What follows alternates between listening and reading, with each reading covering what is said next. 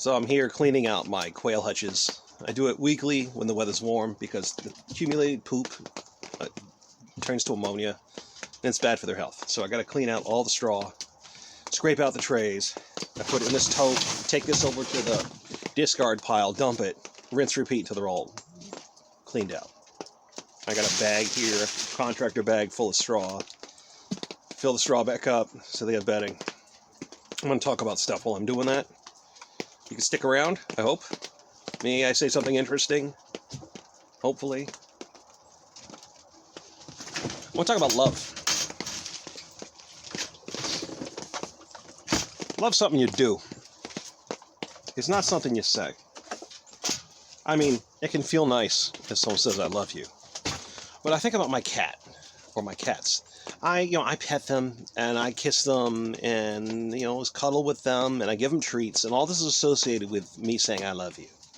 Love, I say love, they associate the sound, even if they don't quite understand the concept philosophically, because they're cats. I pet them, say love. So if I say love, they get a dopamine squirt. They feel appreciated, right? They're anticipating love.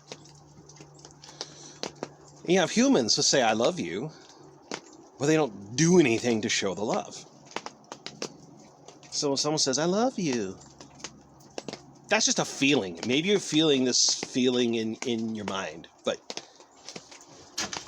have you ever shown me love?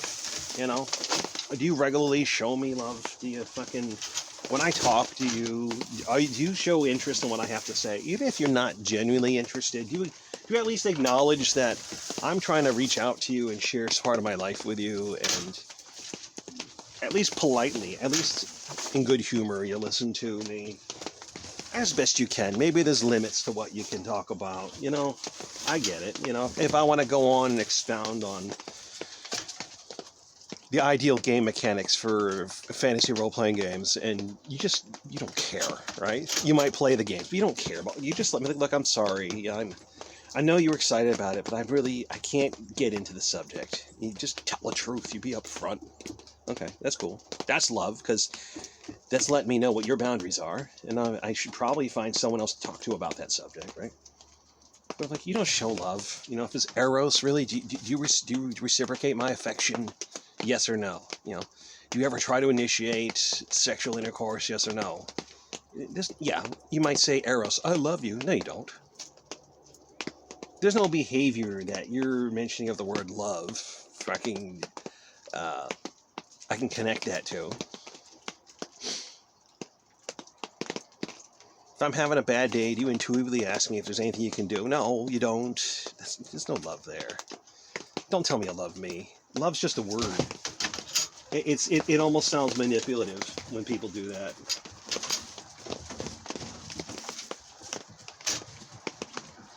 It's said cynically to see my response. And then when you call it out, no, you don't. You don't love me. I don't know what to do with it. It's not even that, it prompts self-reflection. They just don't. You're like, oh, well, what am I supposed to say now?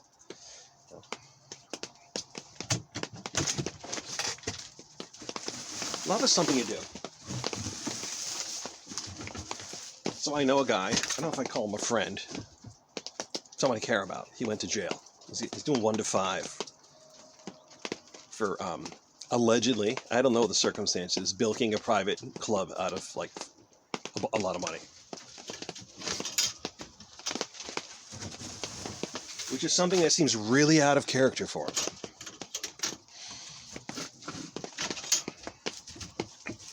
Now, so if he did it, well, I guess he's got to get punished for it. But he's never done me any wrong. He's always been kind to me. He's always supported me, personally. He brought his friends to my stupid dance parties and karaoke shows and such to try to help me. I'm really grateful for that. So, of course, I filled out the form. I submitted it to the prison.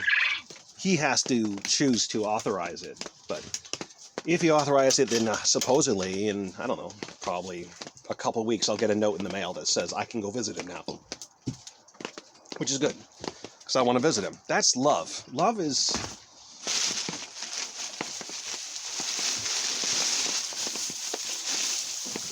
being there.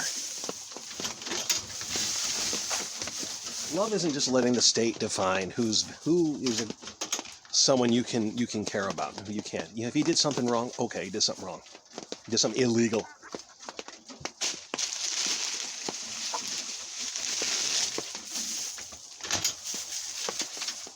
We didn't do anything wrong to me. And that's interesting. A lot of kind of rough and tumble, kind of immoral people generally, they understand this. And their friends go to jail on a regular basis, but they visit them. They go visit them in prison. They go talk to them, give them support. People who are straight and narrow, who are always just jot and tittle following the law, they don't do that. Someone they know goes to prison, they just dump him. Whatever. He's a loser. Fuck that guy. Am I boasting about how loving I am? No, I'm just giving you an example. I'm a loving person. I always have been. I've been loving, patient, long-suffering.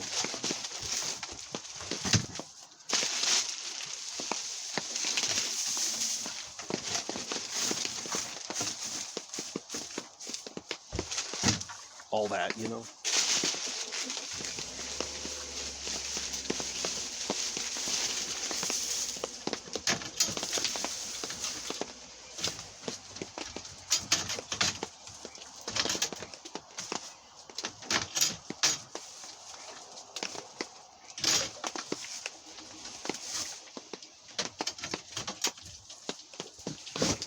I'm a very loving person, to a fault, because I keep getting hurt by people.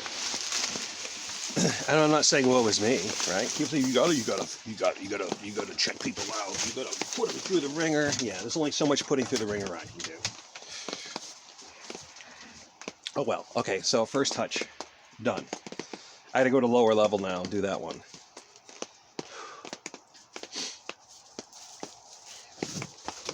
So I'm gonna move my shit around. Oh, here we are. See, now the camera flipped on its side. It didn't do that before. I hope that I'm not sideways in the finished video.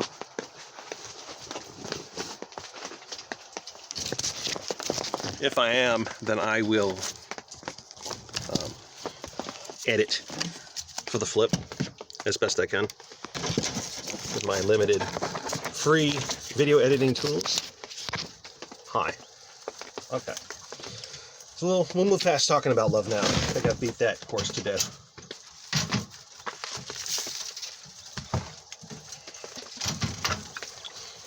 I had a dream last night. I dreamed I was playing with Legos. And I was playing Legos with Marshall Brockway.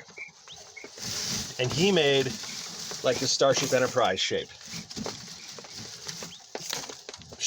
And then I said, you know what, I'm going to make a mirror universe one. And it had angular features, Art Deco angular features. It was an Art Deco dark Starship Enterprise shape. And it's black paneling, and then I slapped to make it look really fascist, right? And then I slapped a picture. I had a picture of Adolf Hitler, and I stuck it on the top. And I thought, oh, maybe I shouldn't do that. And he's like, no, dude, live a little, just leave it. You want it to be fascist? It's fascist now. Look at that.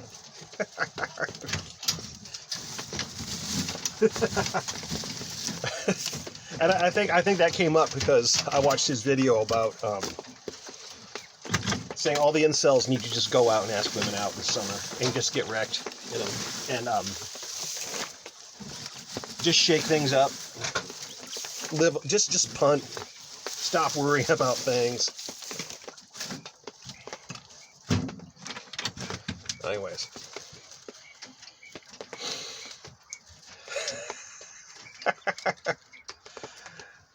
So, I got one quail down here. I think she is a hermaphrodite because her plumage is ambiguous. She has female plumage, but she has kind of a brown breast also, the way males do. And then she ended up killing the male that was with her because I think he kept jumping her bones so much that she got angry and killed him. So I leave her alone now because she's mean. So I guess I won't be breeding her. And, once she starts laying eggs again.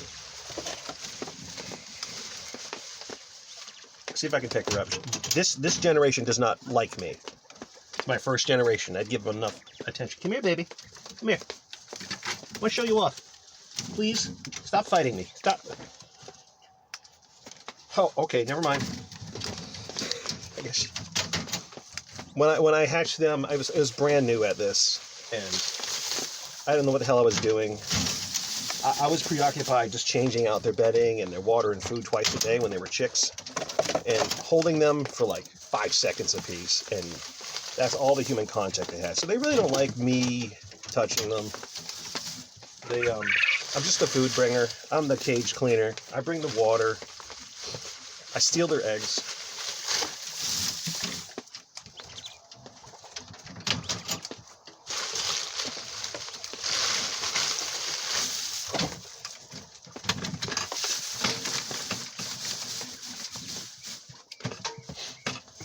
I go through so much straw in the wintertime. Alright, let's get past the material stuff. This is boring. Alright. Put their water back in. Hey baby, here's your food. I gotta get them some sand too. They get cranky if they don't have sand baths. Ugh. And I'm getting old. You know, if you're young, like in your 20s watching this, like think about the old you. I'm not telling you to go to the gym because that's lame. Although, go to the gym, hit the gym. Just hit the gym, bro. That's stupid. But I just suggest you make sure you move around. Whatever exercise you get some full body motion exercise so your joints don't get all shitty. Old you will thank you for it. You know, Tai Chi. You know those Tai Chi ads have been popping up on YouTube? You know, going to the gym makes you sore. Tai Chi makes you strong. And there's like East Asian guy. He's like 65. He's like, he's got abs, whatever. I'm sure this is an exaggeration, but do some sort of full body motion exercise. And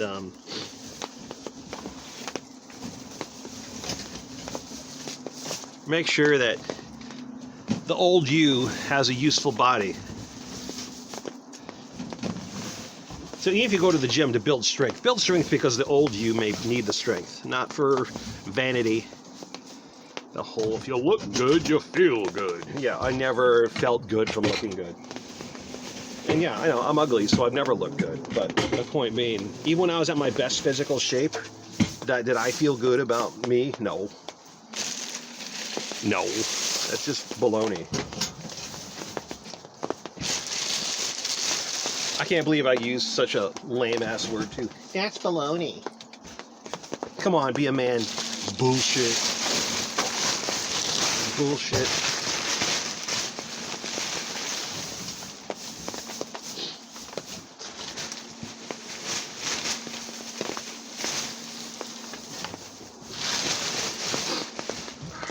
What else are we going to talk about? I got to fill some more time here. Hey, I'm trying to emulate the people who are actually making money on YouTube, so, you know, I'm going to keep trying here.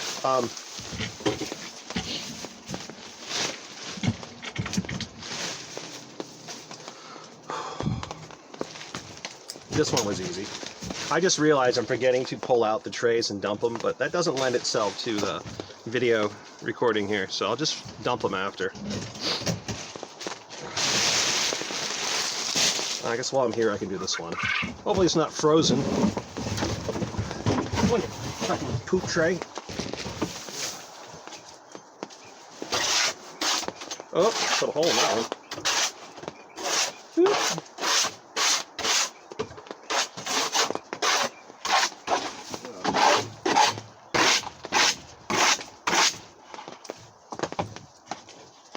There we go.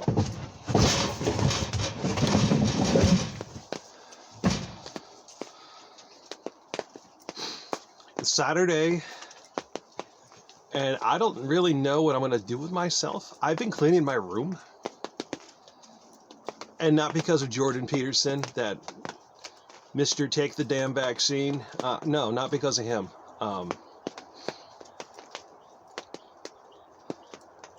I've neglected it for a long time, and it's like, it was like an orderly disorder, but now that I'm actually trying to clean it up and like deal with the doomed piles of clothes, and I also have one of my cats that I inherited from my roommate who moved away, is obese. And I had food readily accessible to her and all the other cats, and I'm trying to create a space where the other cats can jump up and eat, and she cannot, so that she doesn't overeat, that she can lose the weight. She's a tub, you know. You could follow her around down the hallway like in Family Guy playing a tuba going. She's obese, and she's also kind of dumb, and like she'll just plop out on the floor like the middle of the hallway or whatever and just like be in the way. Oh, she sleeps with me every night, and I woke up last night to her like gnawing on my arm. She got upset. She was angry. She bit me about something. I don't know what. Maybe I was snoring, because I snore. But I woke up, she clamped down on my arm. That's weird.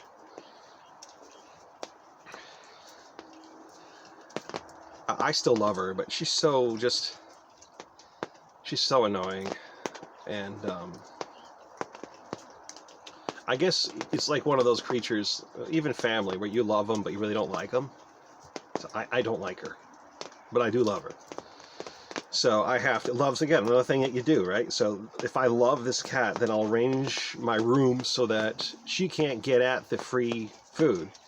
She can't free graze. I'm going to put out food specifically for her with, you know, medically precise doses of food for obese cats, and then she just, you know, deal with it until she loses the weight, because I can't have her fucking die of congested heart failure or something like that. That's no good. That's not love.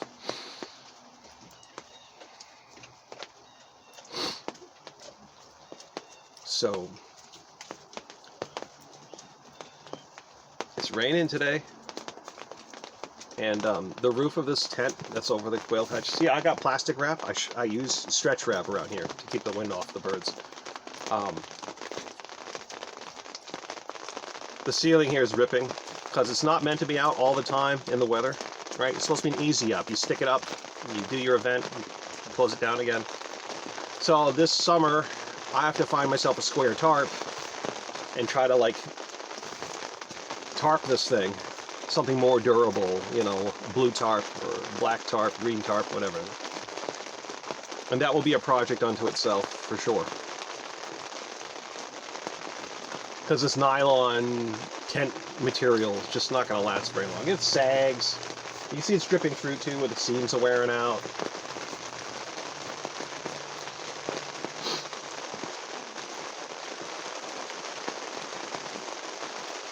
What's going on with that one? Where's your eyeball? What's going on here?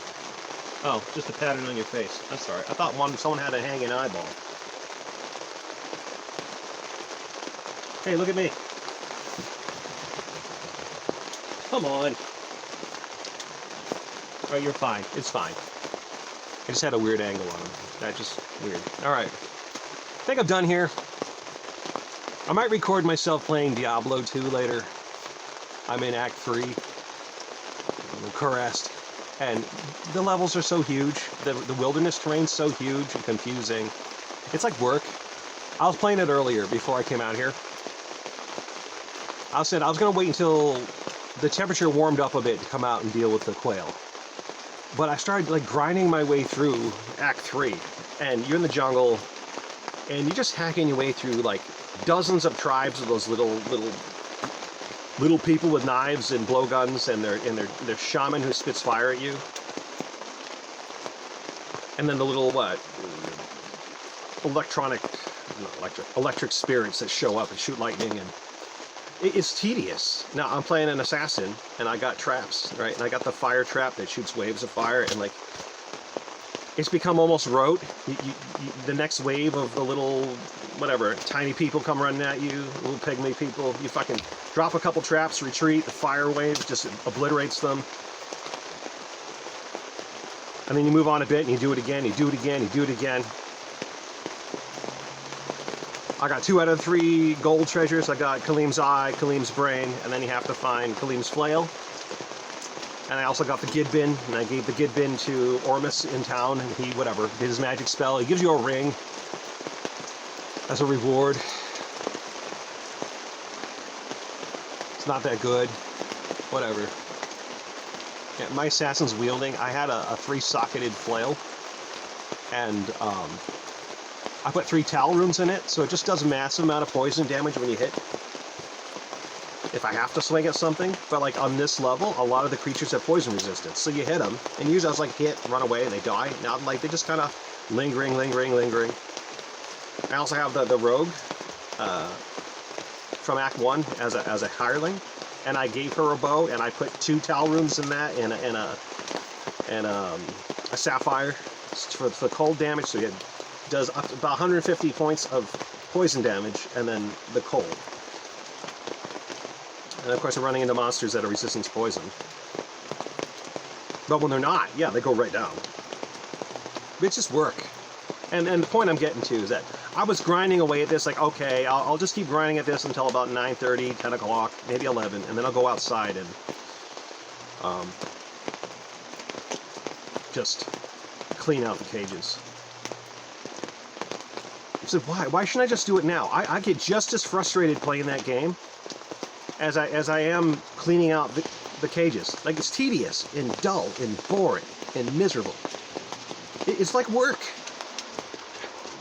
And I know that in Diablo, there's like some parts are just tedious, but then you move on to some parts are more interesting. But it's just work, just killing waves and waves of monsters with the same 2 abilities. It's just boring. And I think back to late teens, early 20s playing Diablo with my friends, and they loved it. They would take a character and just specialize in one skill and just grind, and they loved it. Whatever, they'd use like a sacrifice paladin. He's like, I'm just going to build vitality, I'm going to sacrifice. And that's what he did, and like, or whatever, or you'll pick a sorceress and just do glacial spike or something, you know, for the whole game. As soon as you get glacial spike, just go. It's boring. I mean, the mythology of the game is great, the graphics are great, the atmosphere is great, but just it's a game that wants you to specialize in one thing, otherwise you just suck at everything. Maybe you can specialize in 2 things. You know, if you're gonna play, you know, a druid, okay, you're gonna specialize in like maybe shapeshift, so you can do melee fights, or you can specialize in magic, and you're always gonna have some sort of summon because you only need spend 1 skill point, right? So you have at least a wolf, or a few dire wolves, or a bear, or something. But the rest is like specializing in just 1 high-end skill, and like it's the kind of game where like you don't want to spend your points because you can't undo it. I mean, there is one undo. You after Act 1, you can go back to Adria, is that her name? In the rogue encampment. She'll reset all your skill points. So basically, yeah, you might dump a bunch of points into low-level skills until you reach the high-level skills, then have her reset you. And then you just put the minimum in for the skill tree, and then dump all your shit into the high-level skills. It's almost formulaic. It's work. But somehow, like, I keep occasionally going back to this game and playing a bit, hoping I get some sort of dopamine squirt from it, but I just get frustrated. And so if I'm going to be frustrated, I might as well just do my chores. I might as well just come out here and clean out the quail hutches and you know, scrape the poop out of the trays, make sure they have water and food, and just, you know, get on with doing toil. Because if play is toil, then you might as well just toil. That's all I gotta say. That's what I end this with. If your playtime is just work, then you might as well just work. That's my opinion. Thanks for watching.